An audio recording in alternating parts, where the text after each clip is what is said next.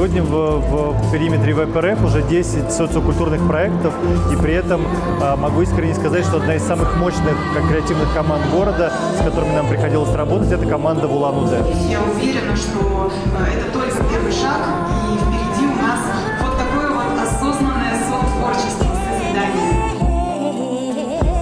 Давление, условий и как реализовывать проект, чем его наполнять, не было от слова совсем. То есть именно это, я думаю, привлекает наше креативное сообщество, чтобы была возможность творить.